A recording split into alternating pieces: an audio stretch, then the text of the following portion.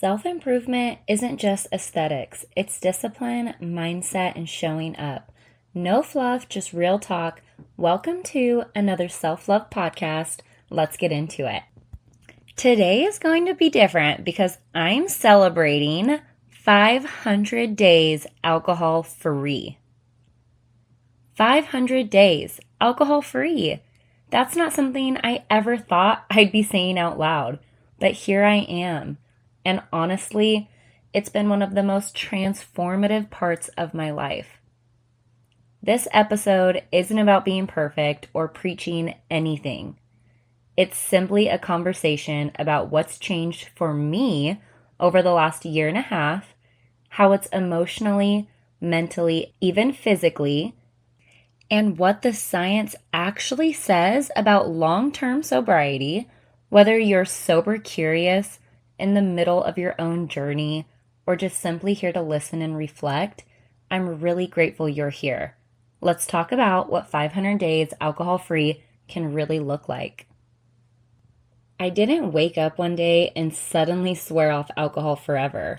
For me, the shift started with something else, something seemingly small, the 75 Hard Challenge.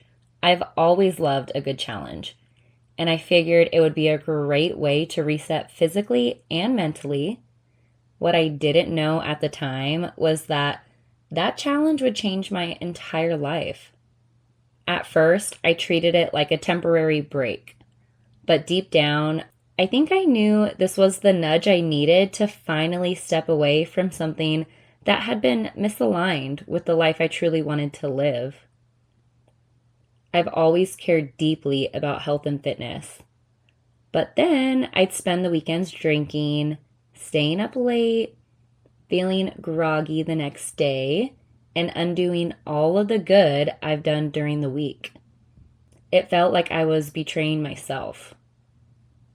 The hardest part of sobriety wasn't the physical cravings, it was the social shifts. I was scared of who I'd be without alcohol. Scared I'd lose friendships, scared I wouldn't be funny or outgoing without that liquid confidence.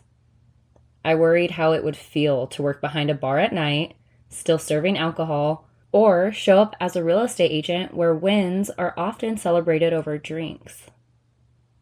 And truthfully, the transition wasn't always fun. When everyone else is tipsy and laughing and you're stone cold sober, you start to realize how much alcohol had become the glue in certain moments. I didn't miss the alcohol itself. I missed the silly, carefree versions of nights out with friends. But even as I navigated those feelings, I started noticing something I hadn't felt in a long time: peace. Within 30 days, I could see and feel changes. The puffiness in my face started to fade. My skin looked clearer, my sleep became deeper, and beyond the physical, I had felt more in tune with my body. I was no longer apologizing to it on Sunday mornings.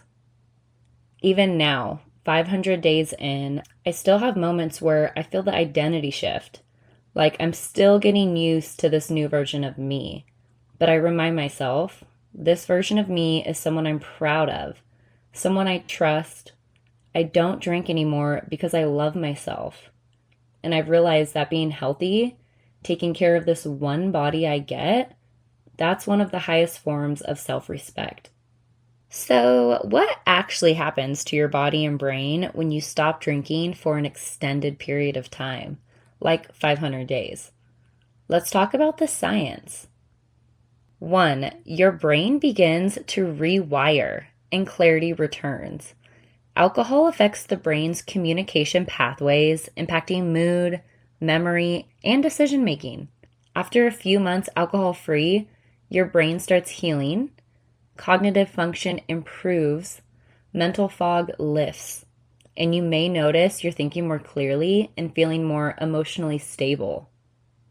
Research even shows that gray matter in the brain, which shrinks with long-term alcohol use, can begin to regenerate over time in sobriety.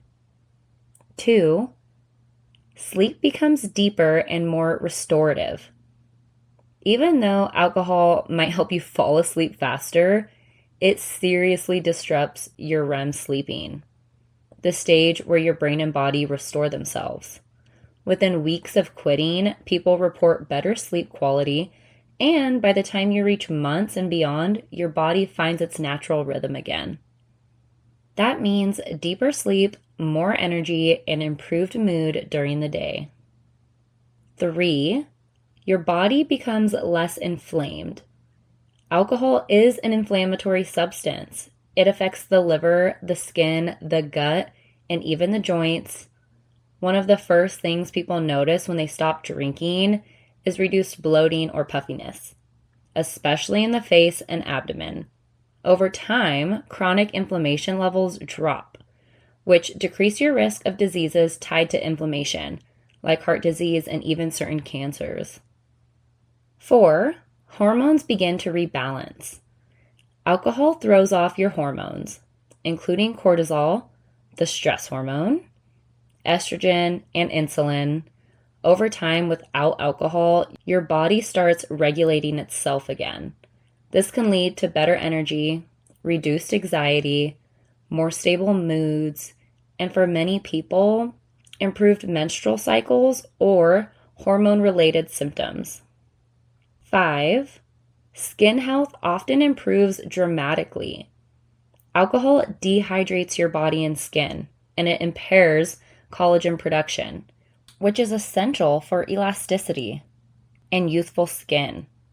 Many sober individuals notice clearer, brighter, and more even-toned skin over time because the body is finally allowed to restore itself from within.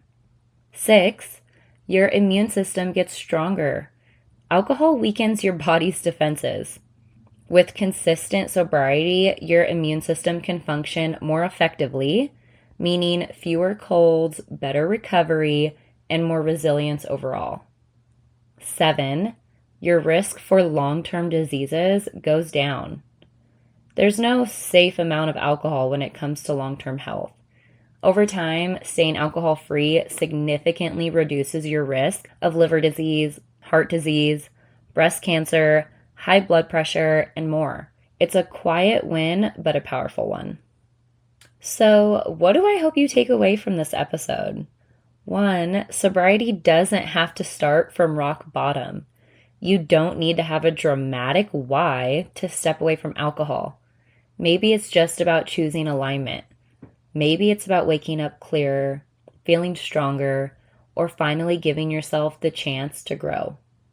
2, it's okay if change feels uncomfortable. Changing your relationship with alcohol, especially in a world where it's so normalized, isn't always easy. Social discomfort, identity shifts, and missing the fun moments can all feel real. But temporary discomfort often leads to long-term peace. 3, you're allowed to want more for yourself.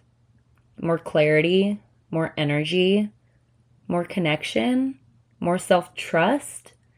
You're allowed to say, this no longer feels good for me, and make changes, even when the world around you doesn't understand it. 4, taking care of yourself is a radical act of self-love. You don't need to justify wanting to feel better in your body and mind. Honoring your health, mental, emotional, and physical, isn't boring or extreme. It's brave, it's empowering, and it's yours.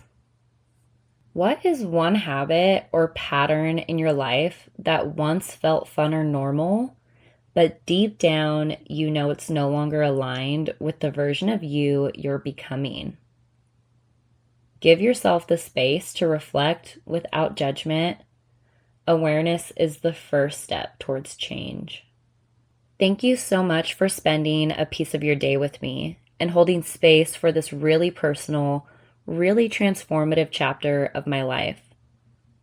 Whether you're on your own journey, sober curious, or simply exploring what alignment looks like for you, I hope this episode reminded you that honoring your health, your peace, and your growth is never something to be ashamed of.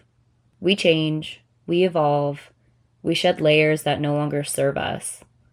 And sometimes it's uncomfortable, but it's also beautiful. If this episode resonated, please consider leaving a review, share it with a friend, or send me a message. I always love hearing what hits home for you. Until next time, keep choosing you.